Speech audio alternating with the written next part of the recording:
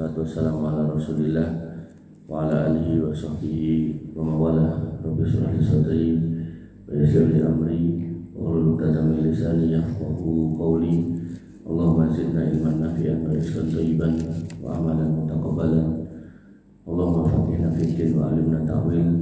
Allahumma la tu'akhidna in nasina aw akhtana wa la tahmil 'alaina isran kama hamaltahu 'alal ladzina min qablina, amma ba'du.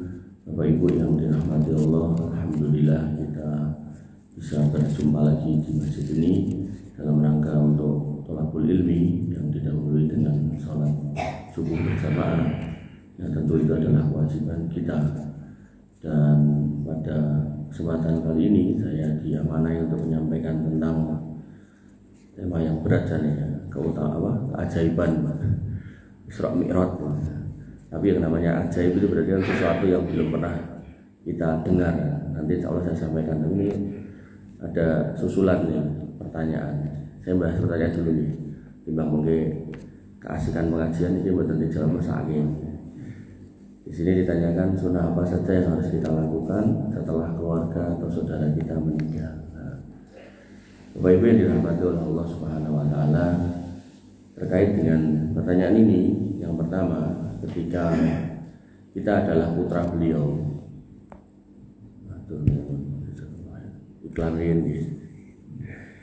ketika kita adalah putra beliau yang meninggal ini, maka kita diminta untuk bersungguh-sungguh dalam beramal. Kenapa? Karena Nabi SAW mengatakan, Inna atyaba ma akaltum min kasbikum wa inna auladakum min kasbikum. Sesungguhnya sebaik-baik makanan yang kalian makan adalah makanan hasil usaha kalian, dan sesungguhnya anak adalah hasil usaha kalian. Artinya ketika kita hari ini bekerja dengan bapak-bapak bekerja, kemudian membawa pulang nafkah untuk putra-putra jenengan, lalu terus jadi daging, ya, maka anak-anak jenengan itu ketika mereka beramal baik, maka panjenengan dikubur itu secara otomatis mendapatkan pahala. Nek amal buruk piye? Nek sing ngajari pake otomatis dapat dosa. Tapi kalau bapaknya waktu hidup gak ngajari bahkan melarang, ning anake tetap balelo, insyaallah bapaknya gak dapat dosa. Ngoten nggih. Makanya pentingnya mau meninggalkan generasi yang soleh dan solihah itu tentu itu niku. Nah, caranya pripun nanti bab lain lagi, dibahas lebih panjang lagi. Nah, kemudian yang kedua, mendoakannya. Dan mendoakannya ini kalau bisa jenengan wajibkan dalam hati jenengan. Nah, lebih baik lagi jangan nunggu meninggalnya orang tua kita. Mumpung masih hidup, dimulai dari sekarang. Karena sesuatu itu kalau nggak dibiasakan, mungkin pas donge malah luput gitu kan. Nah, makanya mulai sekarang dibiasakan. Dan doanya apa? Ya ini yang diajarkan dan TPA TPQ ini. Pripun Rabbi firli wali walidayya warhamhuma kama rabbayani shaghira. Udah, enggak ada doa lain yang gimana-gimana. Disebutkan dalam Quran surat Al-Isra ayat 24, wa qur rabbirhamhuma kama rabbayani shaghira. Itu diambil dari ayat. Jadi doa terbaik itu doa yang datang atau diambil dari ayat dan dari hadis. Udah. Jadi jangan ketika sholat itu ada 3 kondisi di mana jenengan kalau berdoa itu doanya terkabul insyaallah. Yang pertama, ketika panjenengan sujud. Sujud di situ para ulama berbeda pendapat apakah setiap sujud atau sujud terakhir. Jadi dalam sholat itu bacaannya itu hanya bacaan Quran dan doa. Nah, Quran itu hanya dibaca ketika berdiri, artinya Fatihah kemudian surat. Nah, sisanya dalam posisi rukuk, sujud, i'tidal, duduk di antara dua sujud itu doa semua. Nah, doanya yang pertama adalah doa sholat itu sendiri. Nah, kemudian waktu sujud, nah itu boleh ditambahi doa selain doa sujud. Nah, ulama berbeda pendapat apakah boleh pakai bahasa kita atau harus bahasa Arab. Ya, saya lebih condong yang bahasa Arab karena sholat itu taufikiyah. Sholat itu ibadah yang kita tinggal ngikut, nggak boleh direko-reko. Makanya paling aman tetap yang bahasa Arab. Nah, sehingga ketika jenengan sujud, umpami imamnya lama sujudnya, jenengan sudah berdoa subhana rabbiyal a'la wa bihamdi, pun dibaleni ping 3 imame kok randang ngadeg gitu kan, tidak segera mengangkat kepala, jenengan tambah donga bebas, termasuk niki Robbi firli wali walidayya warhamhuma kama rabbayani shaghira. Terus tambah siji kok urung ngadeg baleni meneh Robbi firli wali walidayya warhamhuma kama rabbayani shaghira. Kok jek urung ngadeg baleni nganti ping 10 kok jek urung ngadeg. Nah niku sing belakang imam baguse dicek barangkali imame sedo. Nek sedo niku wis pangarep-arep sing paling luar biasa nek nganti kelakon sedo kali sujud niku wis genah surga niku. Nggih. Bapak-ibu yang dirahmati oleh Allah Subhanahu wa taala. Lalu yang ketiga, ini jarang orang melakukan. Di rumah saya nek Pak Em enten pun selesai sudah urusan setelah mendoakan. Nah disebutkan oleh Nabi SAW, inna abarrul bir silatul waladi ahla wuddi abihi. Sesungguhnya termasuk kebaikan yang terbaik bagi orang tua yang sudah meninggal adalah ketika anaknya menyambung hubungan kepada yang dikenal bapaknya. Jadi temennya bapaknya itu, nah, jadi misal jenengan ya yang sepuh jenengan sedo, jenengan pas bapak masih hidup terus gesang niku cerita bapak ini kanca kental ning kono kae lho ning daerah Simo jenenge Pak Paiman ngono. Ning saiki Pak wis tuwa ora tau iso nemoni. Nah, mungkin nek Pak itu parani kan. Jadi menyambung hubungan yang mana kita tidak bisa tersambung kecuali lewat bapak kita. Apalagi yang sifatnya adalah saudara. Nabi mengatakan pada hadis yang lain, man ahabba ay yusila abahu fi qabrihi falyasil ikhwana abihi ba'dahu. Siapa yang ingin menyambung hubungan dengan bapaknya saat di kuburannya, maka hendaknya menyambung hubungan dengan orang-orang yang dulu pernah disambung oleh bapaknya. Jadi keluarga, kakaknya, adiknya gitu. Lebih-lebih kepada saudara. Al-halatu bimanzilatil al-khalatu bimanzilatil Yang namanya bibi dari jalur ibu. Jadi kalau bibi dari jalur ibu niku namanya khalah. Kalau bibi dari jalur bapak itu namanya ammah. Paman dari jalur bapak itu namanya amun. Paman dari jalur ibu niku namanya kholun gitu. Nah, ketika ibu kita meninggal, maka kebaktian yang biasa kita lakukan hari-hari itu enggak terus selesai, enggak. Kita bisa mengalihkannya ke siapa? Adik atau kakak ibu yang perempuan, ya kholah tadi itu. Jadi dibacakan jelas kholah. Kholah itu berarti yang perempuan, saudara dari ibu. Bimanzilatil menggantikan kedudukan ibu. Jadi kalau ibu jenengan sedo terus kesehatan bule napa budhe gitu kan. Nah niku mangkuruki, niku pengganti ibu secara kedudukan kebaktian. Jadi jangan berpendapat selesai. Nah, begitu pula ketika bapak kita meninggal, maka pengganti kedudukan bapak kita adalah Pak Lek napa Pak D dari jalur bapak, itu amun tadi. Mau Pakku jadi Mas parani ya ngoten. Nah, sayang seribu sayang gitu kan. Kadang niku orang tua kita punya masalah dengan saudarane diwariskan ning putrane. Nah, guyu to berarti nggih malahan. Sehingga yang terjadi ketika orang tua meninggal, anaknya yo terus udah nyambung, kah Pak Kumien padu. Salah nggih. Justru ketika dulu orang tua jenengan niku enten masalah sama yang bersangkutan, adik atau kakaknya, jenengan sambung. Jawaban sanjang jenengan sampaikan nggih nek bapak kula ibu kula enten lepat nyuwun ngapunten Bule Pak Lek Pak D Budhe ngoten. Oh, tapi emang dulure bapak kula niku nganyeli kok wong angger hitungan ra tau gelem ngitung. Sok-sok lali, tok lali gitu kan. Nek pun ngoten yang penting disambung ning bar niku ngampun hitungan melih. Wah, iki wis ponakanku iki wis nyambung aku iki kesempatan utangi meneh iki sing wingi ra gelem nyaur iki utang meneh iki. Nah mungkin nek diparani nembung utang mboten sah dikei. Mangkei mawon ning mboten sah diutangi ngoten lho. Oh nyilih sak yuta anu ngeten mawon pun mboten sah nyilih nggo kula kei 2 yuta. Ngoten mawon. Lho lomo kan gimana napa to wong niku nggih kan pengganti bapak ibu kita. Artinya kalau itu bapak ibu kita nembung nyilih kok jenengan silih niku nggih kleru, kudune dikeki niku namanya orang tua. Dalah orang tua kita meninggal ya toh, penggantine Pak Lek bule gitu kan. Nembung nyilih lho. Dadi iki penggantine wong tua kuwi. Ya mun diutangi dikeki wae gitu. Kok dadi akeh ta nggih monggo saiklase jenengan to. Jenengan jengkeki 200 nggih monggo, tambahi dadi 2 yuta nggih entuk. Bapak Ibu yang dirahmati oleh Allah Subhanahu wa taala, yang keempat, ini tadi kajian tentang sunah-sunah orang yang meninggal ya. Bersedekah atas nama orang tua boleh. Jadi ketika orang tua itu meninggal, kita bersedekah atas nama mereka boleh.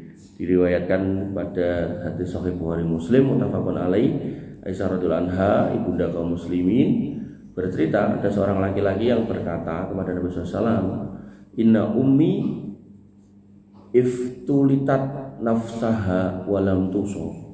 Ibuku mendadak meninggal. Kan tadi kata toh kiai mendadak meninggal gitu kan. Dan itu menjadi ciri dekatnya hari kiamat, banyak orang yang mendadak meninggal. Nah, mendadak meninggal itu nanti hukumnya ada 2. Kalau itu terjadi pada seorang muslim, maka itu menjadi rahmat Allah buat dia agar tidak merasakan beratnya sakaratul maut.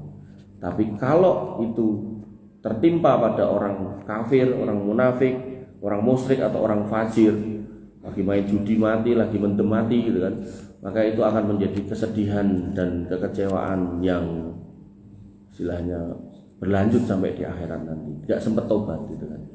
Makanya ya alhamdulillah ya, langkah kaki kita dimudahkan ke masjid, terus dijak pengajian ya, boten mundur gitu kan.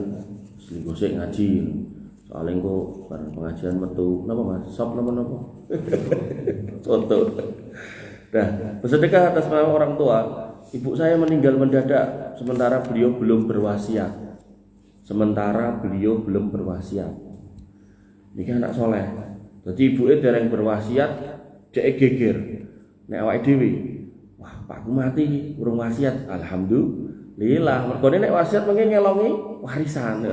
Niki anak soleh niki. Nah, dan beliau saking solehnya sampai dia tahu kebiasaan ibunya. Yang namanya harta niku pasti ibunya niku akan bersedekah, sampai beliau mengatakan wa adunnuha lau takallamat tasaddaqat. Dan saya itu menduga dengan penuh keyakinan kalau beliau itu dikasih waktu untuk bicara sebelum meninggal. Jadi saking mendadaknya didudut set langsung meninggal itu. Maka beliau si anak soleh ini sampai mengatakan, saya menduga kalau ada waktu untuk bicara, untuk ngomong, untuk menyampaikan, saya yakin beliau itu akan sedekah loh. Jadi dia itu sudah siap merelakan apa yang menjadi haknya dalam warisan itu untuk disedekahkan atas nama ibunya, karena dia yakin ibunya kalau tahu nanti jam lagi dicabut nyawanya, ini mesti bakal sedekah itu. Jadi ini orang tua yang baik dan anaknya juga luar biasa itu. Kemudian afalaha ajrun gitu. Apakah beliau akan mendapatkan aliran pahala intasaddaqtu anha ketika saya bersedekah atas nama beliau? Qala, kata Nabi SAW, na'am tasaddaq anha. Sedekah atas nama simbokmu. Nah, cuman Bapak Ibu yang dirahmati Allah, hukumnya menjadi 2. Kalau dilakukan sebelum wafat itu namanya wasiat. Jadi sebelum wafat paling engko kekno iki ning kono atau ning kono ya. Itu namanya wasiat. Ini boleh maksimal 1/3 dari harta warisan. Jadi kalau misal bapak jenengan gadah duit 1 miliar gitu, nah niku meling wasiat niki maksimal nggih 333 juta. Enggak boleh lebih. Dan ini wasiat ini enggak boleh diperuntukkan untuk ahli waris. Engko didom warisan ning aku ndek wasiat 1/3 iki kekno anakku lanang sing gandeng dhewe kae. Enggak boleh, wong anak lanang kena entuk warisan nggih. Nah, ini bisa menjadi wasilah buat anak angkat gitu kan, kemudian ponakan boleh. Nah, kalau diucapkan oleh anaknya ini tadi, maka berarti kan setelah pembagian warisan, maka harus dibagi dulu warisan sesuai dengan hukum Islam, baru silakan ahli warisnya, dalam hal ini si anak tadi, kalau mau sedekah sama ibunya monggo. Jadi sudah nggak boleh pakai rumus dipotong sih tinggu napa niki sedekah sepertelu lagi itu warisan enggak boleh. Jadi urutannya kalau mau wasiat orangnya masih hidup dan maksimal sepertiga. Kalau beliaunya sudah meninggal, maka wasilahnya adalah sedekah. Sing sedekahnya bondone sinten? Bondone putrane yang sudah didapat dari hasil pembagian warisan. Jadi dibagi dulu baru kemudian disedekahkan atas nama orang tua. Bapak Ibu yang dirahmati oleh Allah Subhanahu wa taala, dalam riwayat yang lain ada Sa'ad bin Ubadah ketika ibunya meninggal. Nah, waktu itu Sa'ad tidak ada di rumah. Nah, Sa'ad kemudian bertanya kepada Nabi SAW, "Ya Rasulullah, inna ummi tuwfiyat wa ana ghaibun anha." Ya Rasul, ibu saya meninggal dan waktu meninggal saya enggak ada di rumah gitu. Ayan fa'uha sayun in tasaddaqtu bihi anha. Apakah bermanfaat buat beliau kalau saya bersedekah atas nama ibu saya? Qala, kata Nabi SAW, na'am, iya gitu. Jadi bersedekah atas nama orang tua yang sudah meninggal itu fik perkara yang baik. Kemudian yang kelima, membayarkan hutangnya. Ini juga banyak anak-anak yang tidak lali. Jadi begitu orang tuanya meninggal, kemudian biasanya enten MC ini kata sing ngelekke kepada para hadirin, barangkali si fulan ini punya hutang gitu kan, nanti silakan menghubungi keluarganya gitu kan. Wah, terus tanggane sing diutangi alhamdulillah ya disumbang enggak ya diparani gitu kan. Mas Pak mun diutang ning aku mungkin mang tak mau ten akhirat gitu. Padahal yang namanya warisan gitu kan, orang meninggal kan tinggal warisan saoke nopo sak sithik pompo niku warisan harus dibagi ke ahli waris. Tapi sebelum dibagi ke ahli waris harus dibayarkan utangnya dulu. Kemudian digunakan untuk mulasarah jenazah, menyelesaikan urusan jenazahnya. Artinya kalau ada biaya pemakaman nggih bayar niku gitu kan, segala macam gitu. Baru setelah selesai semuanya, kalau ada wasiat juga nggih bayar wasiatnya itu, baru sisanya itu dibagi waris. Nah, nek ngono kok warisane entek no utange Pak Kukeh. Nek memang ngoten nggih. Enggak apa-apa wong memang warisan itu punyanya si mayit ini kan aslinya. Kalau memang harus habis buat bayar utang nih, nggak apa-apa hak beliau. Nah, dalilnya napa? Jabir bin Abdillah mengatakan, "Tuwfiya rajulun minna." Ada seorang laki-laki di antara kami meninggal, faghassal nahu.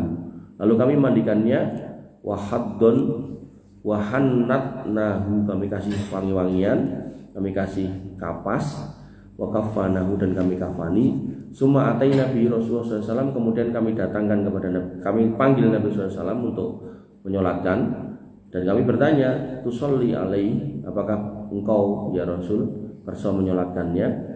Kemudian fakhoto khuton, beliau melangkah beberapa langkah. Summa qala, kemudian bertanya, alaihi dainun, apakah jenazah ini punya hutang? Qulna, kemudian kami menjawab, dinaroni fansorofa, yaitu 2 dinar punya ya Rasul, 2 dinar. 2 dinar niku 4,25 gram dikali 2 berarti 9 gram emas. 9 gram emas dan ping sak yuta nggih 9 juta. Nek ping 1,5 juta berarti sinten niku 12 jutaan. Begitu Nabi dengar dia punya utang, Nabi kemudian balik badan enggak mau menyolatkan. Kemudian fataham malahuma Abu Qatadah, kemudian Abu Qatadah menanggung utangnya. Fa'atainahu, kemudian kami mendatangi Abu Qatadah, faqala, dan berkata Abu Qatadah, ad-dinarani alayya, utangnya aku yang bayar.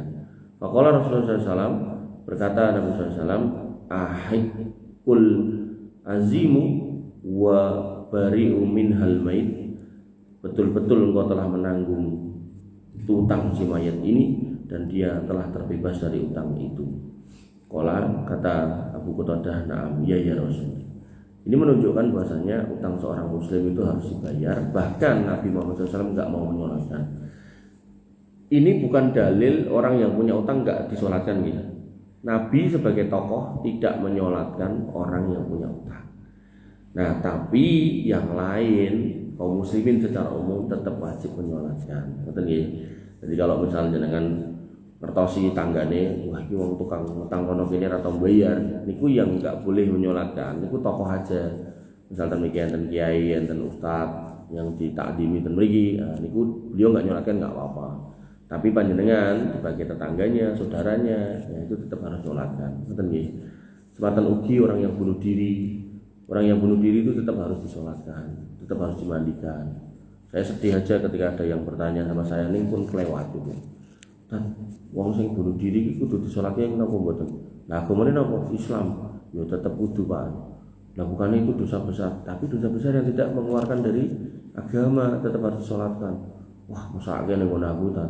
Tapi pun nek wong bunuh diri gitu kan, nah disolatke ra dikafani langsung cemplung ke kuburan. Waduh. Nah, pun bacot ta berarti masa ditokke neh gitu kan.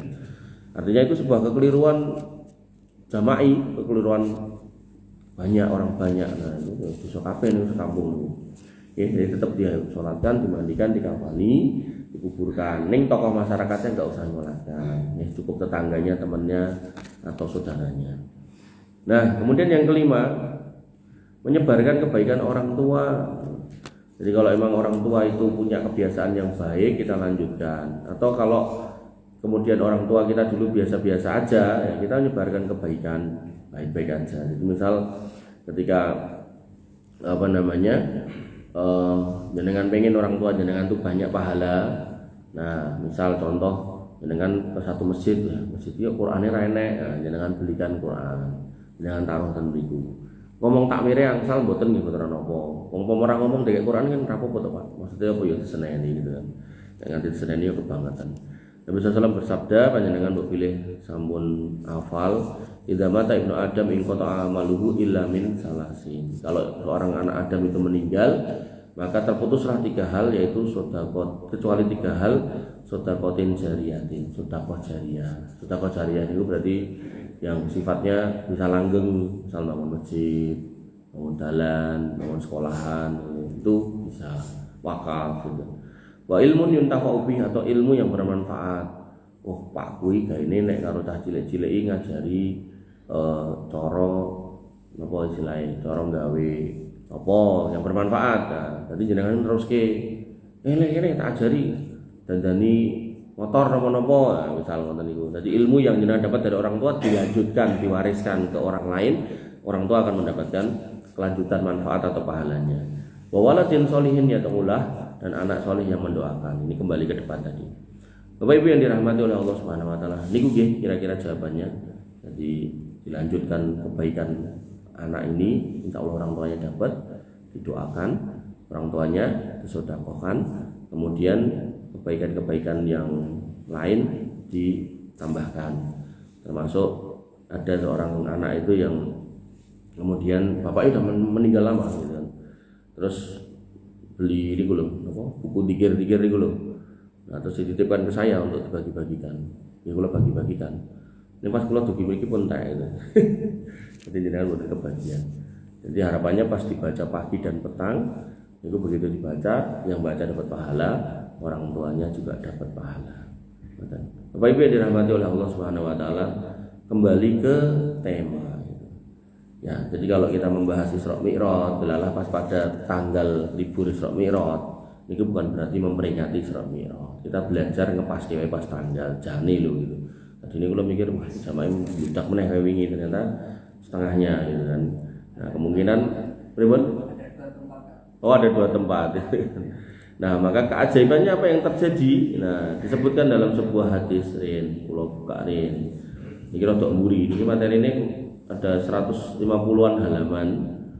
Jadi kalau saya baca semua nanti bisa 2 jam. Nah, saya pada materi yang yang kira-kira cocok aja, nggak semua gitu kan. Yaitu tentang apa yang dilihat oleh Nabi SAW di langit ke-7. Nah, termasuk di situ ada Sidratul Muntaha. Ada yang tahu Sidratul Muntaha apa? Ayo kalau tahu nanti tak kasih hadiah 100.000. Ngambilnya sama Mas Trianto.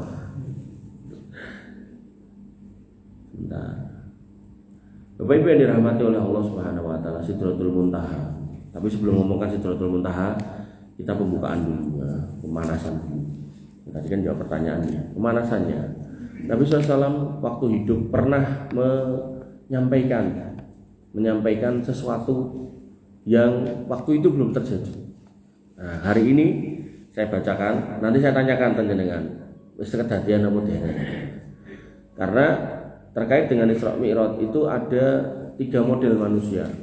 Manusia ekstrim kiri ini bahasa agamanya taksir, orang yang kurang dalam keyakinan, menolak, ora percaya.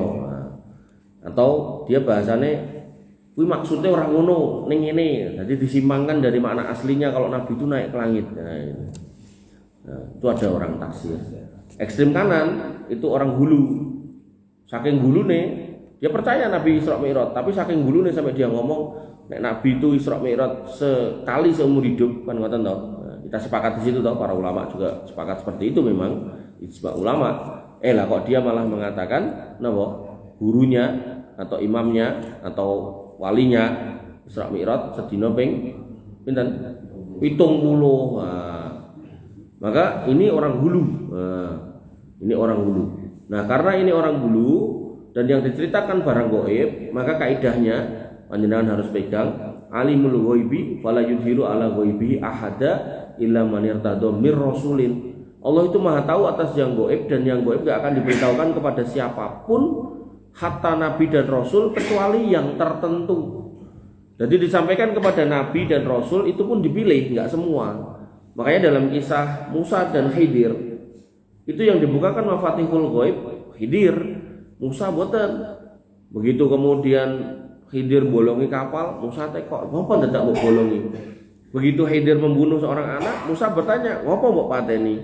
Begitu kemudian Khidir membangunkan rumah seorang yatim, Musa bertanya, "Kenapa kita harus bangunkan ini?" Ini menunjukkan yang dibukakan mafatihul ghaib itu Khidir, bukan Musa. Dan Musa dan Khidir sudah selesai hidupnya. Nah, saya kira nek ngomong nek acara Khidir teko, barang gaib meneh gitu kan. Maka kalau ini barang gaib butuh dalil. Nah, makanya Nabi sudah ngasih kaidah tentang orang-orang ini, orang-orang yang doyan sekali cerita sesuatu tapi nggak punya dasar. Nah, Nabi mengatakan, diriwayatkan dalam kitab Sunan Abu Dawud hadis nomor 3704, an Abdillah bin Umar, dari Abdillah bin Umar, kunna qu'udan inda Rasulillah sallallahu alaihi wasallam. Kami dulu duduk bersama dengan Nabi SAW dalam suatu majelis. Fadzakarul fitan. Nabi kemudian menyebutkan munculnya fitnah-fitnah. Mengko bakal terjadi 1, 2, 3, 4 gitu. Kemudian fa'aksara fi dzikriha, dan Nabi terus menyebutkan fitnah-fitnah itu tambah banyak hatta zakara fitnatal akhlas, sampai menyebutkan adanya fitnah namanya fitnah yang pertama al-akhlas.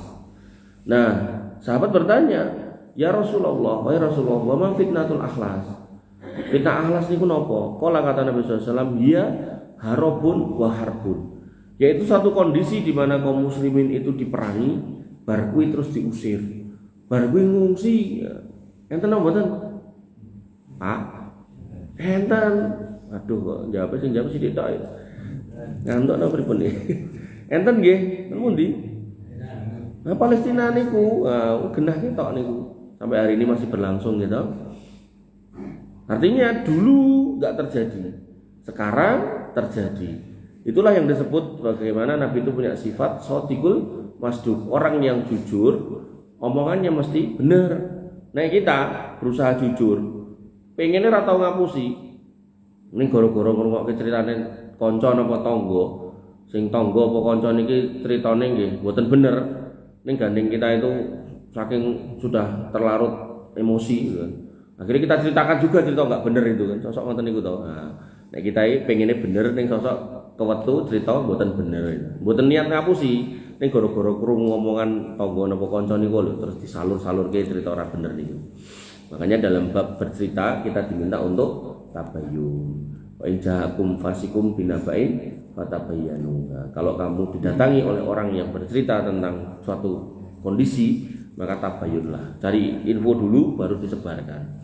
Bapak Ibu yang dirahmati oleh Allah SWT, fitnah yang pertama. Nah, fitnah yang kedua ini yang terkait dengan tadi orang-orang yang ngomong, nah, imam saya Al-Imam Ali bin Al-Faqih Al-Muqaddam, Isra Mi'raj, Mi'raj menghadap Allah sehari 70 kali. Nah, ini modelan orang-orang itu.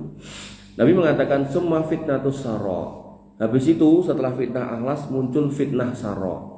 Fitnah sarok, as-sarok itu dalam hadis yang lain dikatakan ajaban li amril mukmin in asobathu sarok syakaro. Menakjubkan urusan seorang yang beriman kalau dapat sarok dia bersyukur. Sarok niku kenikmatan. Tok dit alhamdulillah, mantu alhamdulillah, nambah putu alhamdulillah, bersyukur. Wa in asobathu doro, kalau kena yang enggak enak, musibah, cobaan, sobaro, dia bersabar. Nah, di sini nikmat as-sarok, penikmatan, kebaikan, kenikmatan, tapi depannya ada fitnah. Nah, dalam bahasa Indonesia yang namanya fitnah itu tuduhan tanpa bukti kan ngoten toh. Nah, dalam Islam yang namanya fitnah itu kejadian yang tidak mengenakkan. Apakah dirasakan oleh indera kita atau hati kita? Atau dirasakan oleh keimanan kita? Jadi cobaan fisik, cobaan badan, atau cobaan materi, cobaan keluarga, bisa juga cobaan agama, keimanan. Itu fitnah. Lah as-sarok yang hadis yang pertama tadi, orang beriman itu kalau dapat sarok dia bersyukur, harusnya kan bersyukur. Tapi kok di sini malah depannya ada kata fitnah. Berarti dipandang oleh mata ketoke nyenengke ning asline niku mboten sae. Contohnya napa? Pas pemilu niku lho. Nah, amplop isinya duit. Duit niku ning amplop serangan fajar haram niku Pak gitu kan. Walaupun niku duit.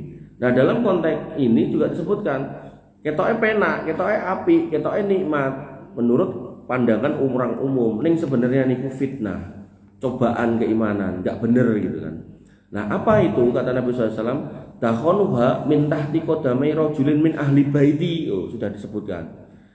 Bahwasanya bentuknya itu adalah asap atau kabut, sesuatu yang ulek, yang tidak jelas, yang rancu, yang muncul dari bawah kaki ahli baitku. Sudah pakai bahasa ahli bait. Berarti kan bukan kita itu. Ada temiki yang aku keturunan Nabi bener enten toh, Pak Habib bener enten iki toh. Nah, maka jelas bukan kita, mereka yang aku niku gitu kan. Nah, bentuknya apa? Nabi mengatakan yasumu annahu minni wa laisa minni. Dia ngaku sebagai keturunanku ning dudu. Jadi keruwetan fitnah sarok ini muncul dari orang yang ngaku keturunan Nabi. Nabi menyatakan bahwasanya ngaku keturunan kuning dudu. Niki hadis. Jadi bukan semata-mata oh padune masih kayak anyel karo Habib mboten. Hadis. Kula mau maca. Nah, pengakuan tapi enggak diakoni itu ada dua. Mungkin dia ini benar-benar keturunan Nabi, ini enggak sesuai dengan nabinya. Enggak sesuai kelakuannya sama nabinya. Atau dia sebenarnya memang bukan keturunan yang ngaku-ngaku. Jadi ada dua. Nanti saya kuatkan dengan ayat pada Quran surat Hud gitu kan. Nah, Bapak Ibu yang dirahmati oleh Allah Subhanahu wa taala. Nah, kemudian biasanya orang yang ngaku keturunan Nabi terus dia minta diaku sebagai wali kan ngoten toh. Nah, imma dia masih hidup ataupun sudah mati. Nek sing waras terurip itu jek rada isin-isin pengen nyebut awake wali. Makanya sing disebut sing urip sing edan kan gitu toh. Nah, tapi nek sing mati wis genah diarani wali. Pokoknya anggar Habib mesti wali. Bahkan kadang napa kuburan awale ra enek terus dadi enek tulusi Habib terus tulusi wali kan ngoten to. Nah, Nabi punya batasan bahwasanya fitnah sarok itu muncul dari orang yang ngaku sebagai keturunanku ning sakjane dudu. Kemudian wa inna ma auliyai al-muttaqun, sing jenenge waliku, waliullah itu orang bertakwa. Orang takwa niku asasnya dua, Pak. Dalam berkeyakinan dia harus bertauhid, enggak boleh bercampur dengan kesyirikan. Kemudian dalam beribadah dia harus sesuai sunnah, tidak bercampur dengan bid'ah. Makanya kalau ada orang disebut wali oleh mereka kok ora salat gitu. Habib fulan ini majdub. Majdub, piye maksudnya? Jadi saking cintanya sama Allah dan Rasulnya sampai akalnya dicabut. Loh, edan berarti ora majdub. Majdub edan. Oke, ngene wae, dicek wae. Salat ora? Ya ora lah, wong majdub kok. Lho. Piye to iki? Jelas di sini batasannya. Kalau mau disebut wali, kudu salat. Nah, ora salat terus piye? Makanya disebutkan di sini itu pengakuan yang ditolak. Nah, dalil penguatnya tadi yang saya sampaikan disebutkan oleh Allah Subhanahu wa taala pada Quran surat surat Hud, kisah Nabi Nuh. Ketika Nuh alaihissalam sudah di atas kapal yang besar itu, putranya mencoba untuk berenang, bapaknya melihat. Jadi ini anak dan bapak yang memang berhubungan darah. Benar-benar anak kandung, bukan anak pek-pekan apa anak temon mboten, anak kandung. Dikatakan kepada putrane, lemu nggak ayo. Kata anaknya, moh, aku akan berenang Pak. Aku akan cari bukit tertinggi, akan ku sampai sana. Kata bapaknya, iki adab Gusti Allah. Nek jenenge adab, kuwi sing ora munggah ning kene, genah bakalan selesai semuanya. Wis ora pokoke anak ngeyelan iki. Lah, gandeng niat hati pengen ngandani anake kok yo ngeyel. Jika kita mentok oleh anake, nah, maka Nabi Nuh alaihissalam niku akhirnya meminta belas kasihan Allah Subhanahu wa taala. Barangkali Allah nanti mau memaafkan, mengampuni dosa anak beliau ini. Jelas ra gelem munggah genah mati. Nah, maka Nabi Nuh melipir supaya diberikan ampunan untuk putranya. Atau sebagian kita niku terus anake nek daftar nopo wonten kantor pundi atau ten perusahaan pundi, terus dikabari, Pak Bu aku lagi daftar ning kantor iki. Wah, aku duwe wong jero iki. Langsung di WA ning wong jero ne, aku nitip anakku yo. Bingung niki wong jero ne. Wong sakniki harus transparan gitu, gak boleh menerima aneh-aneh gitu. Akhirnya begitu diumumkan gitu kan, ternyata ning ngisor dhewe putrane niku. Pak Bu, putra jenengan ngisor dhewe mboten ketampi. Loh, kuwi anakku lho Mas. Mosok ora mbok tampa, kuwi anakku. Lah tapi ranking ngisor dhewe, kuwi anakku. Nggih ngertos anak jenengan. Tapi ngisor dhewe lho Bu, Pak. Kuwi anakku. Akhirnya digoyak terus, akhirnya wonge nggih terus, nggih pun jenengan wantun pinten. Akhirnya ten Pekalongan apa ten pundi niku enten bapak petani sampai jual sawah tinggi nglebokke anake dadi polisi. Wis kelangan 900 juta ra sida dadi polisi. Niku kan kebayang mungkin nek dadi terus dadi polisi sing piye to, Pak? Nah, ngoten niku to gaweane nyegati ning dalan ra cetha ngoten niku. Nah, maka Bapak Ibu yang dirahmati oleh Allah Subhanahu wa taala, Nabi Nuh pengen ketika anaknya ini enggak mau ngikut, tapi Allah bisa mengampuni. Nah, itu cinta seorang bapak biasa nih, lumrah. Ning ternyata salah. Allah menyebutkan pada Quran surat Hud, wa nadanuhu rabbahu qala rabbi innabni min ahli wa inna wa'dakal haq wa anta ahkamul hakimin. Dan Nuh memohon kepada Tuhannya sambil berkata, ya Allah ya Rabbku, sesungguhnya anakku itu termasuk keluargaku. Benar-benar niku anaknya Nabi Nuh, darah dagingnya. Dan sesungguhnya janji engkau itu benar, janji untuk banjir bandang itu benar dan sudah terjadi. Lalah anak saya kok milih jalan yang lain, dan engkau adalah hakim yang paling adil. Jadi gampang ini ucapan Nabi Nuh untuk mengiba kepada Allah Subhanahu wa taala agar memberikan ampunan kepada putranya. Nah, ayat 46-nya Allah mengatakan kepada Nuh, qala ya Nuh innahu laisa min ahlik. Hei Nuh, kuwi dudu anakmu, dudu keluargamu. Padahal nyata-nyata itu darah dagingnya. Tapi karena terpisah beda keyakinan, maka dicoret oleh Allah Subhanahu wa taala sebagai nasabnya. Innahu amalun ghairu sholih, pilihan jalannya itu amal yang enggak sholih. Fala tas'alni ma laisa laka bi ilmun, jangan pernah kamu minta kepadaku atas sesuatu yang kamu enggak punya ilmu. Ini uiduka antakuna minal jahilin, kowe tak elekke aja dadi wong jahil.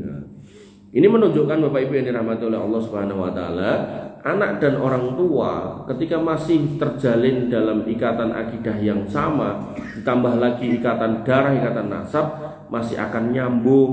Tapi begitu kemudian sudah terpisah berbeda keyakinan, maka sudah bukan nasabnya. Makanya dalam sebuah hadis Nabi mengatakan, la yuwarisul mu'min kafir wala kafir mu'min. Gak ada hukum waris mewarisi dari orang kafir kepada orang beriman, dari orang beriman kepada orang kafir, gak ada. Sehingga kembali ke pertanyaan ini tadi, ngapunten, kalau misal ada orang tua yang mau wasiat gitu kan, nulis wasiat atau mungkin mau notokke bagian warisan. Jadi kadang kan ada orang tua yang ngerti hukum-hukum waris, anaknya nggak tahu gitu kan, maka orang tuanya nulis, anakku enek 5, songo 5 ternyata ngapunten nggih, 1 murtad gitu kan, maka yang ditulis dibagi ya cuma 4, satunya dibuang, nggak dikasih warisannya. Nah, sehingga kembali ke hadis tadi, Nabi sudah mengingatkan asapnya fitnah Saro itu muncul dari ahli baitku. Dia ngaku keturunanku ning dudu. Maka kemungkinannya 2, mungkin dia benar keturunan Nabi ning melakukan apa yang berbeda dengan datuknya, maka itu tercoret. Atau parah lagi yang kedua, dia bukan keturunan Nabi ning ngaku-ngaku. Artinya dua-duanya salah semua. Nah, termasuk ciri salahnya tadi itu, wong Nabi itu sebagai manusia yang paling mulia Isra Mi'raj sekali seumur hidup, kok kemudian dia ngaku ping 70. Terus ada lagi ucapan Habib Fulan bin Fulan gitu kan, itu disuruh masuk surga nggak mau, bahasanya disuruh masuk surga nggak mau, padahal kiamat baru kedadian gitu kan. Nanti surga dan neraka itu nanti akan terjadi nanti setelah kiamat terjadi gitu kan. Nah, dikatakan sama yang bersangkutan, Habib Fulan bin Fulan suruh masuk surga nggak mau. Kenapa? Karena dia nggak nemu temannya di surga, akhirnya dia mencari di neraka dan didapati temannya di neraka, dan malaikat Malik diancam, nek ra mbok tokke neraka tak pateni genine gitu. Sampai bahasa-bahasa seperti itu. Kemudian ada lagi sampai mengatakan bahwasanya nanti kalau kamu dikubur gitu, gak usah bingung ketika ditanya man rabbuka, jawab aja Habib Abdullah Al-Haddad. Man nabiyuka, jawab aja Habib Abdullah Al-Haddad, dan yang semisalnya. Niku nek misal jenengan itu garwa jenengan ten peken tekoki, "Yu, bojomu jenenge sapa?" Awalnya jenenge nyebut nama jenengan, nyebut jenenge wong liya, ngoten niku pripun? Menurut jenengan niku pripun ngoten? Ya, Pak. Menungso salah nyebut jeneng aja keliru kok, gitu kan, nggak boleh kok, apalagi jelas ditanya Tuhanmu siapa, kudune jawabane Allah, kok nyebut Habib Abdul Al-Haddad, terus piye gitu. Itu sudah kalimat kemungkaran yang sangat mungkar itu loh. Karena posisi nama Tuhan diganti dengan makhluk, itu salahnya pol gitu. Dan ngoten niku nggih yang namanya pecintanya Mukibin niku ya wah luar biasa iki, waliullah gitu. Padahal salah jauh. Nah inilah maka ini catatan nggih sebagai apa namanya pembukaan. Oke, pembuka 5:30 gitu. Nah, belum selesai di situ, masih ada lagi summa yastolihun nas ala rajulin kawarikin ala dilain. Nah, ciri ketika fitnah saro itu terjadi, manusia pada zaman itu ada yang dipimpin oleh penguasa yang tulang punggungnya niki menggantikan tulang rusuk. Cara gampangnya niku wong cacat. Jadi suatu kumpulan orang yang dipimpin oleh orang cacat. Enten apa mboten? Ten pundi, Pak? Ten pundi? Niku gitu loh. Enten mriki. Jadi zaman dulu yang zamannya pemimpin, zaman dulu yang namanya pemimpin niku awake sehat, kuat. Rata-rata panglima perang, jenengan aja nyebut sinten Nabi panglima perang. Abu Bakar, Umar, Utsman, Ali niku nggih melu perang terus gitu kan. Karena kalau orang udah cacat itu nggak boleh ikut perang gitu kan. Di rumah aja ndongake atau mungkin majelis ilmu dan seterusnya gitu kan. Karena nek melu malah nyusahke mengke, mosok kudu ning lawan musuh malah iki gendongan itu kan terus pripun gitu kan. Nah, maka ditaruh di rumah. Nah, Nabi mengatakan ketika fitnah sarok itu muncul, dan tadi fitnah sarok hari ini ada toh. Nah, maka ada kondisi di mana masyarakat pada waktu itu dipimpin oleh orang yang tulang punggungnya ini menggantikan tulang rusuk, cacat, nggak bisa jalan gitu. Dan kita sudah pernah ngalami. Dan walaupun kita dipimpin oleh orang yang seperti itu tetap pemimpin kita. Makanya Nabi mengingatkan tentang akhir zaman, alaikum bisam'i wa ta'ah, manuto karo rungokno penguasamu. Wa in ta'ammaru alaikum abdun habasyun, walaupun yang memerintah kamu itu budak hitam Habasah. Dalam fikih budak itu nggak boleh jadi penguasa, nggak boleh jadi pemimpin sebenarnya. Tapi kalau misal ada budak yang bermanuver politik, pinter ngomong, pinter rono-rene, akhirnya jadi dia penguasa kita. Makanya alhamdulillah presiden jenengan boten budak, mantan jenderal sih lumayan loh gitu kan. Makanya kita harus mensyukuri. Caranya pripun? Nggih jenengan dongake. Ketika jenengan dongake, beliau kemudian mendapat doa-doa jenengan, beliau kemudian buat kebijakan yang baik, insya Allah berimbasnya pada masyarakat yang luas. Kula niku muter ceramah tentang judi online gitu kan. Niku ya nggak akan signifikan. Pengennya menurunkan orang yang bermain judi ternyata malah munggah. Kenapa? Nah, sing main judi ra tau ning masjid gitu kan. Jadi sing ning masjid ya ra tau main judi. Nah, sing main judi ra tau ning masjid, sehingga kalau ceramah ning masjid pun dibawa soal judi online ya nggak akan efek sama pemain judinya. Tapi begitu kemudian kita mendoakan pemimpin yang ada siapapun nggih, ternyata naik beliau. Begitu beliau jadi, beliau kemudian mengatakan ini masalah bangsa, selesaikan. Akhirnya dia dikukut toh, ternyata backingannya yang tentang kementerian. Kemudian bisa ditutup ribuan akun. Kemudian didata pelakunya ada 8 juta orang. Nek zaman dulu wong judi paling sekampung wong 5, wong 10. Jedule nek pas enten tip-tipan niku to, enten wong mantu njaluk ingon niku to. Iku sing ngingoni ya ora kena, muga-muga ten mriki mboten nggih gitu. Dadi sing ngingoni nggih dosa, sing main nggih dosa. Nah, sampai sekarang mboten judi itu sudah di tangan masing-masing orang. Sampai 8 juta orang main judi. Data dulu itu 900 triliun uang habis buat judi online. Yang terbaru kalau nggak salah 1.200 triliun. Ini udah kabeh Pak niku. Digo ngrujuk wong teras niku turah-turah. Monggo. Bapak Ibu yang dirahmati oleh Allah Subhanahu wa taala. Kemudian fitnah yang ketiga, summa fitnatu ad-duhaima. Lalu muncul fitnah namanya fitnah duhaima. La tada'u ahadan min hadil ummah illa latomat hulat matan. Fitnah duhaima ini pasti akan mengenai siapapun yang ada yang hidup pada waktu itu. Ini mirip kayak riba.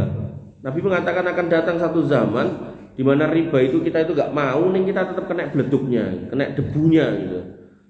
Mas, sampai sudah keterima di kantor saya, terus apa yang harus saya lakukan? Bang gawe rekening bank niki. Anu kula nek bank syariah misal mboten. Ra ento nek bank syariah ya njaluk gaji pakmu wae gitu. Kan kepepet toh akhirnya bikin rekening niku. Nah, maka itu bagian dari kepepet. Nah, kembali ke sini. Fitnah duhaima itu begitu muncul akan kena sama semua orang. Semua orang itu akan kena, akan tersenggol. Nah, tergantung masing-masing, ada yang kesenggol glempang, ada yang kesenggol geblak, ada yang kesenggol tiba.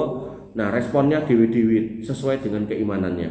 Sampai kemudian dikatakan ingkodot, apakah kalau fitnah itu muncul bakal sudah selesai ya Rasul? Kata Nabi, tamadat, tambah panjang, tambah banyak dan tambah ruwet. Artinya kehidupan hari ini ketika jenengan rasa ini seperti ini, ke depan itu tambah berat. Makanya pentingnya membentengi anak di atas akidah yang benar, di atas agama yang benar. Nah, bentuknya apa? Kata Nabi SAW, yusbihur rajula fiha mu'minan wa yumsi kafiron. Fitnah duhaima itu ketika muncul keruwetan itu akan bisa menyebabkan orang yang ketika pagi jenengan temui masih sama akidahnya kayak jenengan Islam, tapi begitu sore dia udah ganti agama. Saking pusingnya ngadepi dunya, saking pusingnya ngadepi masalah, saking pusingnya ngadepi segala macam subhat yang tersebar yang dia harus lihat. Awalnya ndelok A entuk ganti ndelok B dadi ra entuk bingung entuk ora entuk timbang mumet tak metu sisan sama Islam daripada ning jero Islam mumet gitu kan. Nah, sampai Nabi menyebutkan lagi hatta yasirun nas, sampai manusia terpecah menjadi kustotoin, dua kubu. Kustotin imanin la nifaqo, kubu yang pertama kubu orang beriman tanpa kemunafikan, wa kustotin nifakin wala imanin fi, dan kubu yang kedua kubunya orang munafik yang di dalamnya sudah nggak ada iman. Kalau dibahasakan orang iman, maka lawan katanya kosok baleni niku kemunafikan atau kekafiran juga bisa. Nah, sehingga orang yang munafik itu dianggap tidak beriman. Nah, hari ini kita dapati Pak, ketika kemudian napa? Saya pernah kajian niku, kajian kelurahan. Jadi sak kelurahan itu dikelumpukke Pak, kebuak atas yang lalu di sini niku. Tapi sepur kelinci sampai deret-deret ngoten niku. Nah, hingga cerita begitu sesi tanya jawab, ada yang mau bertanya, terus saya sampaikan monggo. Dia bertanya, "Tat, hukum mengucapkan selamat Natal itu apa?" Saya pengen tahu aja pendapat jenengan. Jadi supaya ngetes itu. Saya pengen tahu aja pendapat jenengan. Karena yang saya tahu kan ada ayat yang membolehkan itu. Kalau kaget, ayat yang membolehkan itu. Ayat yang pundi Pak? Kayak lho tat sing munine salamun alaika nopo niku. Oh niku nggih. Nah, saya pengen tahu pendapat jenengan. Oke, siap gitu. Saya bilang ayatnya berbunyi salamun alaika yauma wulidtu wa yauma amutu wa yauma ub'atsu hayya. Salam keselamatan buat salamun alayya, salam keselamatan buat aku Isa Al-Masih ketika aku dilahirkan, dimatikan dan dibangkitkan. Maka ucapannya keselamatan, bukan selamat, keselamatan. Keselamatan itu maksudnya apa? Ahli tafsir menafsirkan Isa Al-Masih ketika lahir baik-baik aja. Derajat ibunya difitnah sebagai pezina, sebagai orang yang berzina kemudian hamil di luar nikah menurut perkataan orang Yahudi, maka Isa diminta oleh Allah Subhanahu wa taala ibunya untuk lahir di luar kampung itu dan selamat dalam kondisi lahir. Kemudian besar juga dalam kondisi selamat. Kemudian wafatnya belum wafat, diangkatnya itu dalam kondisi selamat dan nanti akan diturunkan lagi dalam kondisi selamat berpegangan dengan sayap malaikat itu. Jadi ini maknanya ngoten niku Pak, bukan maknanya mengucapkan selamat Natal. Nah, itu maknanya ucapan selamat Natal harusnya Nabi sebagai orang yang paling tahu, para sahabat sebagai muridnya para Nabi pernah melakukan, tapi satu pun nggak ada yang pernah melakukan. Kemudian ulama tafsir juga nggak ada yang menafsirkan seperti itu, kecuali saya bilang gitu, kecuali di Indonesia. Ulama Indonesia ini saya ngitung tuh ada 7 orang yang dianggap ulama oleh kaum muslimin di Indonesia yang membolehkan itu. Dan saya sebut namanya dengan saya yakin tahu gitu kan, rakyatan nonton TV atau internet gitu. Nah, maka Bapak Ibu yang dirahmati oleh Allah Subhanahu wa taala, itulah fitnah Duhaimah. Bagaimana orang yang tadinya ngaji, kira itu ucap selamat Natal, begitu ganti channel akhirnya terus bingung gitu. Daripada bingung akhirnya mumet, apalagi muncul manusia koyok sinten niku Abu Janda. Dia sampai mengatakan tahun sekian saya pernah membuat sayembara, siapa yang bisa mendatangkan dalil kalau Nabi melarang ucapan selamat Natal tak kasih 50 juta. Gak ada yang bisa jawab. Kemudian sekian tahun kemudian tak naikkan itu sayembaranya dari 50 juta menjadi 150 juta. Gak ada yang bisa jawab. Terus sekarang tak naikkan lagi menjadi 300 juta. Masih belum ada yang bisa mendatangkan dalilnya. Oleh karena itu maka saya ucapkan selamat bla bla bla gitu kan, kata dia dan video ini niku. Pertanyaan saya, kenapa kok nggak ada dalil larangan Nabi untuk mengucapkan selamat Natal? Kan dia minta dalilnya emang dilarang. Nah sekarang saya tanya dengan, kenapa kok dalilnya ra enek? Emang dalilnya ra enek apa? Jangan ucapkan selamat Natal, kata Nabi nggak ada. Kalau Rasulullah SAW jangan ucapkan selamat Natal, nggak ada. Kenapa Pak? Ini penting loh Pak. Ini kan nanti kalau nggak bisa ngerti arahnya ini kemana, jadi kan kena fitnah Duhaimah repot ini. Gitu. Kenapa Pak? Ya karena Natal tidak ada Pak. Kan Natal ada no. Artinya ketika Nabi SAW itu datang, Kristen itu ada sudah. Kalau Kristen ya ada. Dan mereka sudah merayakan Natal. Natal itu kan buatan istilahnya acara yang utama gitu. Oke, cuman mereka sudah merayakan itu. Jadi Natal itu memang sejak datangnya Isa Al-Masih itu belum pernah ada. Baru ada 300 tahun kemudian. Nah 300 tahun kemudian, sedangkan Nabi datangnya 600 tahun kemudian, berarti waktu Nabi itu ya wong Kristen sudah Natalan gitu loh. Nah pertanyaannya, wong Kristen yang waktu itu sudah Natalan, kenapa Nabi kok nggak pernah melarang umat Islam mengucapkan selamat Natal? Nah jawabannya niku nggih bener ning mboten niku maksud saya jawabannya. Jadi mereka orang Kristen pada zaman itu sudah Natalan. Nah, tapi kok Nabi nggak melarang, nggak ada larangan, hadis larangan mengucapkan selamat Natal. Kenapa Pak? Yang mau nyoba jawab? Betul apa niku jawaban yang nanti saya koreksi? Nggak ada. Karena para sahabat sebagai muridnya para Nabi generasi terbaik, itu sudah ngerti kalau orang yang beriman itu, nggak boleh mengucapkan selamat Natal. Karena mereka ngerti, otomatis mereka nggak pernah ngucapke, otomatis Nabi nggak pernah ngelarang. Jadi nggak pernah ngelarang itu bukan berarti terus boleh, mboten. Karena memang nggak ada yang ngelakoni, gitu loh Pak. Sama halnya dengan suatu ketika seorang sahabat itu pakai cincin emas. Jadi laki-laki itu nggak boleh pakai cincin emas, perak masih boleh, gitu kan. Ngangge bedrat gitu kan. Nah, Nabi pakai cincin, sahabat itu pakai cincin emas. Kemudian Nabi mengatakan, iki mengko bakal jadi barang panas yang akhirat kono, langsung dicepot Pak, dibuang. Kemudian yang terjadi, Nabi SAW mengatakan jikuan manfaatnya, enggak. Apa yang sudah jenengan larang, enggak akan pernah lagi saya pakai. Artinya ada larangan karena ada yang pakai. Artinya kalau kemudian pas waktu kisah itu laki-laki itu enggak pakai, enggak akan muncul larangan. Semantan ugi ketika Umar bin Khattab sudah Islam, beliau pernah nenteng Taurat, ditenteng ngene niki. Nabi kemudian nanyai kepada Umar, apa kamu masih belum yakin dengan apa yang hari ini kamu imani? Kenapa kamu masih pegang itu? Artinya secara tidak langsung beliau melarang ngopo kowe dadak nyekeli kitabe wong liya. Kamu kira mempelajari Islam aja, menguatkan aja, meyakini aja gitu kan. Maka adanya larangan megang kitab ini karena Umar bin Khattab megang. Dan setelah Umar bin Khattab dilarang gitu atau dipenging gitu, maka nggak pernah lagi ada orang yang kemudian megang-megang Alkitab gitu kan.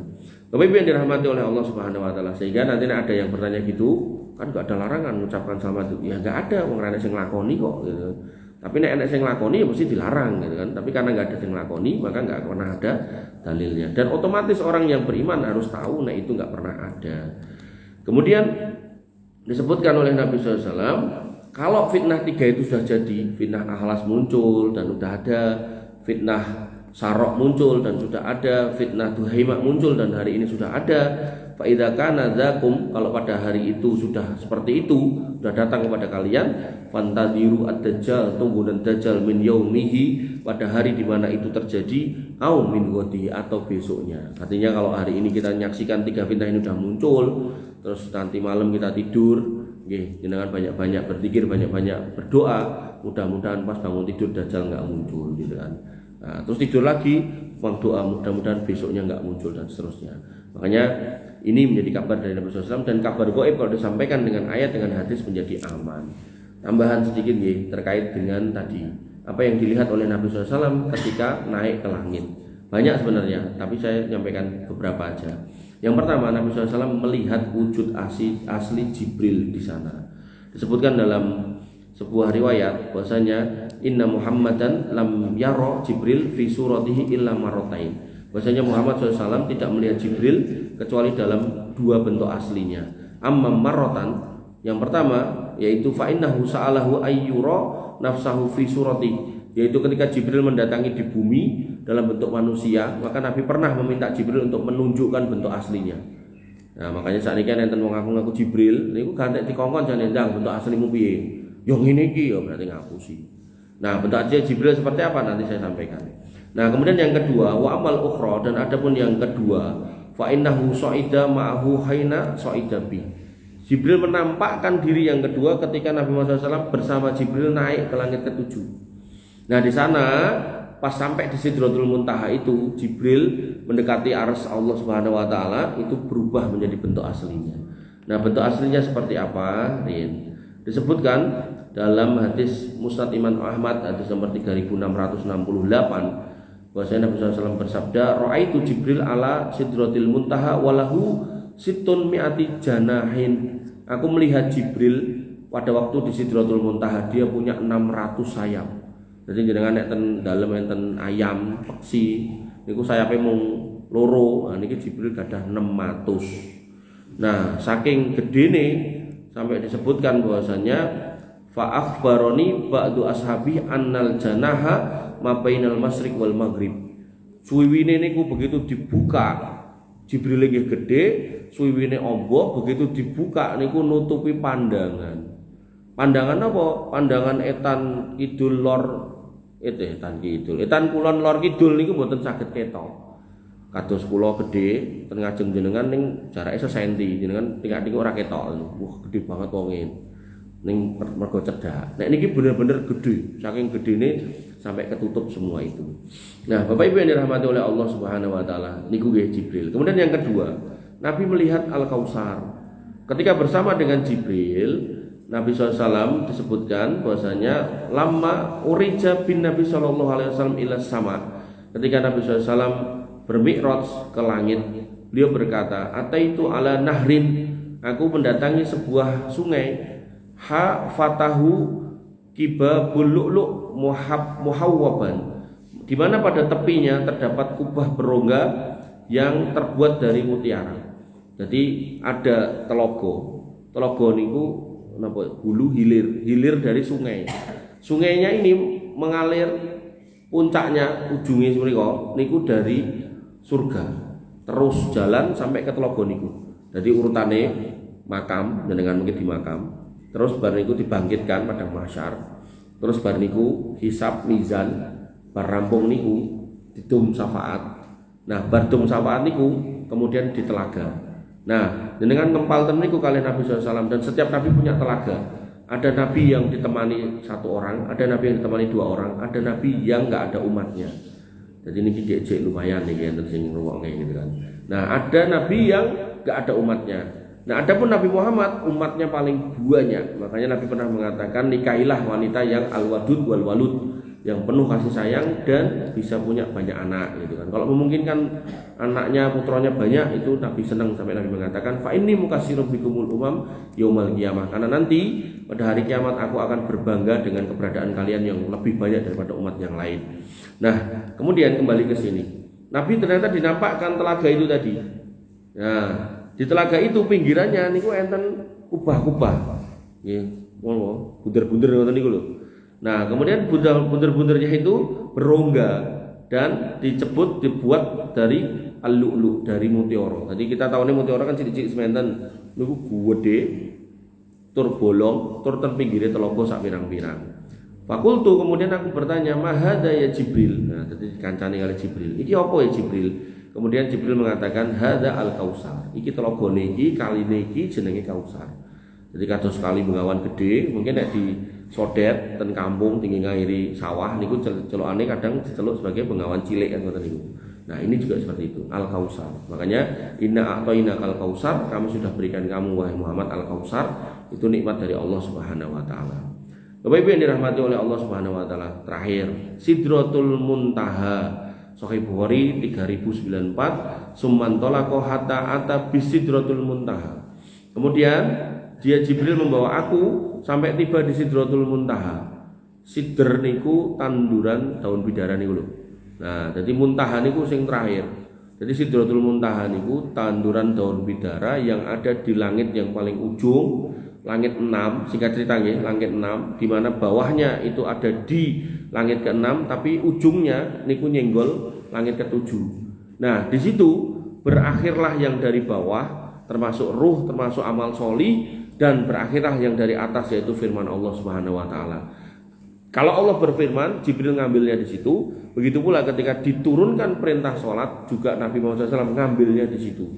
Jadi selama ini perintah atau firman itu diambil dari Jibril, dalam konteks sholat Nabi sendiri yang ngambil sampai manjat ke situ. Nah, Bapak Ibu yang dirahmati oleh Allah Subhanahu wa taala, Nabi mengatakan faghosiyaha alwanun la adri mahia. Jadi si Sidratul Muntaha niku dihiasi dengan warna-warna yang aku nggak ngerti kuwi warna apa wae, karena saking indahnya dan besar. Makanya saya sedih aja ketika ada ustadz besar, saya sebut nama jenengan mungkin ngertos. Niku dhek gojekan dengan istilah Sidratul Muntaha.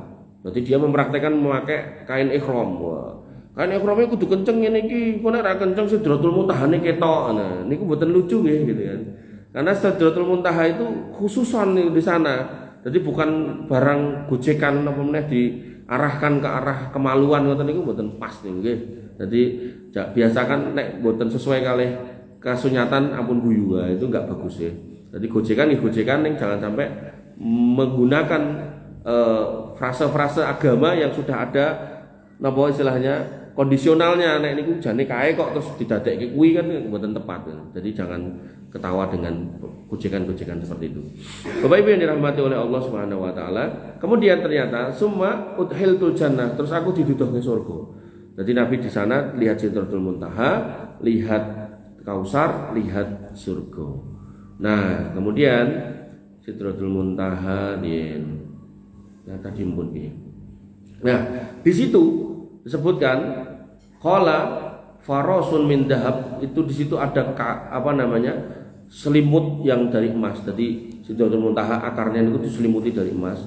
Qala fa'uti Rasulullah SAW, kemudian Nabi SAW diberikan salasan 3 hal. Yang pertama, u'tiya as-shalawatul khams, diberikan perintah salat.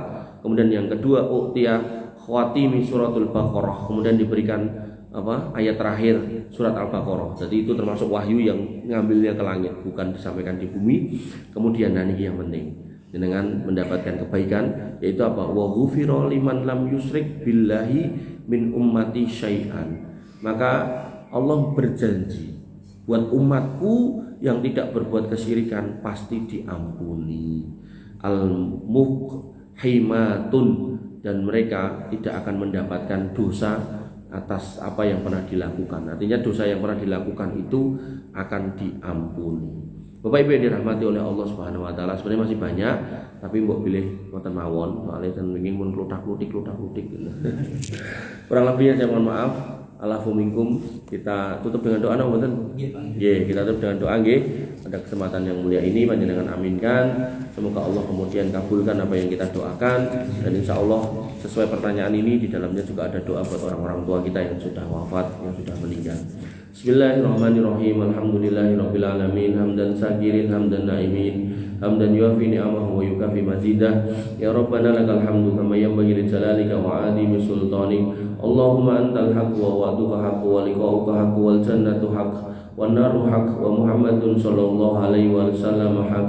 Anta waliyuna wa maulana la ilaha illa anta subhanaka inna kunna minadh dhalimin wa illam taghfir lana wa tarhamna lanakunanna minal khasirin. Allahumma ighfir lil muslimina wal muslimat wal mu'minina wal mu'minat al ahya'i minhum wal amwat innaka sami'un qaribun mujibud da'wat wa ya qadiyal hajat.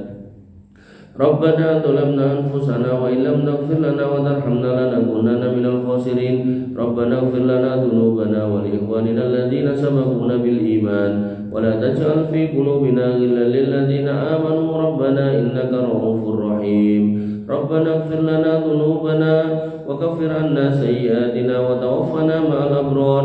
Rabbana ighfir lana dhunubana wa liwalidina warhamhum kama rabbawna shighara. Allahumma ighfir lahum warhamhum wa'afihim wa'fu anhum wa akrim nuzulahum wa wasi' madkhalahum waghsilhum bil ma'i wasalji wal barad. Allahumma ij'al quburahum rawdan min riyadil jinan wa la taj'al quburahum khufaran min khufarin niran. Ya arhamar rahimin irhamna wa irhamhum. Ya arhamar rahimin adkhilnal jannata wa adkhilhumul jannata ma'al abrar wa la tadkhilhumul nara ma'al fujjar ya dzal jalali wal ikram. Allahumma taqabbal minna siyamana wa qiyamana wa ruku'ana wa sujudana wa tafassu'ana wa tadarru'ana. La ilaha illa anta subhanaka inna kunna minadh dhalimin wa illam taghfir lana wa tarhamna lanakunanna minal khasirin. Allahumma kfina bihalalika an haramik wa aghnina bifadlika amman siwak. Allahumma inna nas'aluka al-huda wa tuqa wal afafa wal ghina. Allahumma inna nas'aluka ilman nafi'an wa rizqan thayyiban wa amalan mutaqabbalan maqbulan.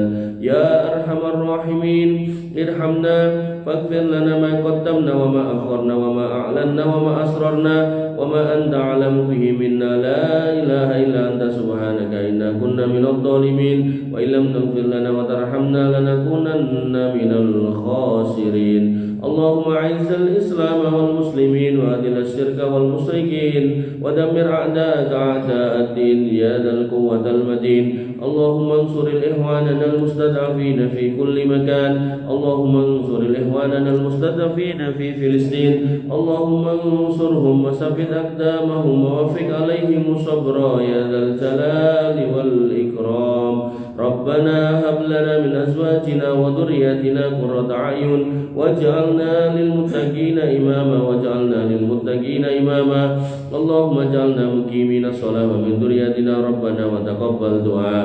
Allahumma ij'al hadzal baladan aminan mutma'innan warzuq ahlahu minas samarati wajnubna wa banina an na'budal asnam. Allahumma aminna fi awtanina wa aslih a'immatana wa ulata umurina. Allahumma aslih auladana wa aslih aba'ana wa azwajana wa ummahatana wa aslih asdiqa'ana wa ikhwanana wa akhwatana wa asatidana ya arhamar rahimin ya dzal jalali wal ikram. Allahumma inna nas'aluka al-jannah wa na'udzu bika minan nar. Allahumma inna nas'aluka ridhaka wal jannah wa na'udzu bika min sakhatika wan nar. Allahumma inna nas'aluka al-jannah wa ma qarraba ilayha min qawli wa amal wa na'udzu bika minan nar wa ma qarraba ilayha min qawli wa amal. Ya hayyu ya qayyum bi rahmatika nastaghis aslih lana sa'nana kullahu wa la takilna ila anfusina tarfata 'ain.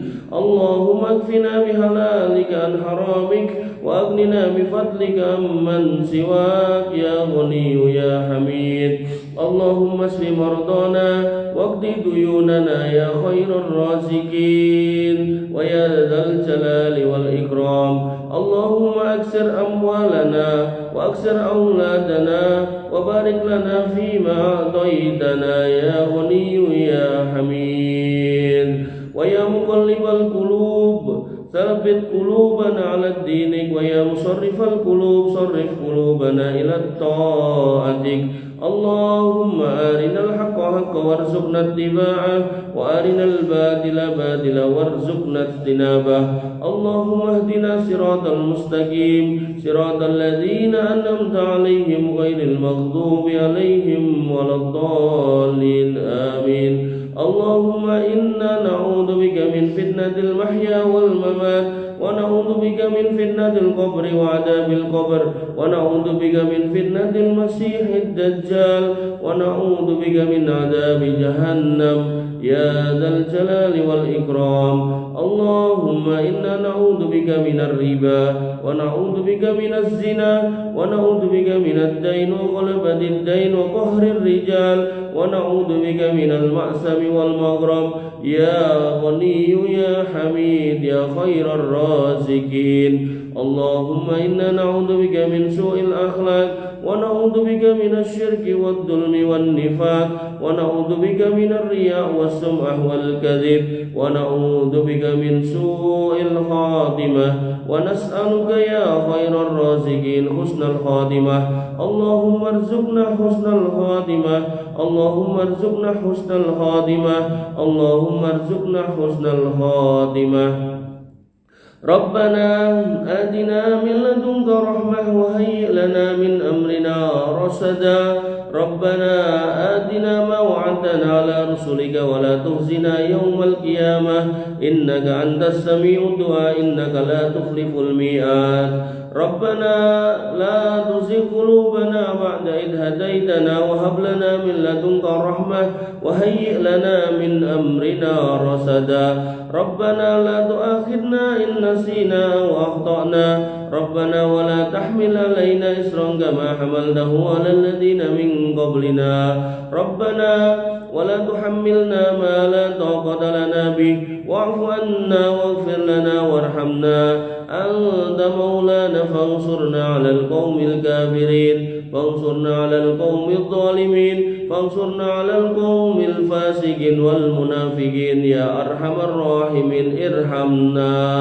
ربنا آتنا في الدنيا حسنة وفي الآخرة حسنة وقنا عذاب النار وقنا عذاب النار وآخر دعوانا الحمد لله رب العالمين وصلى الله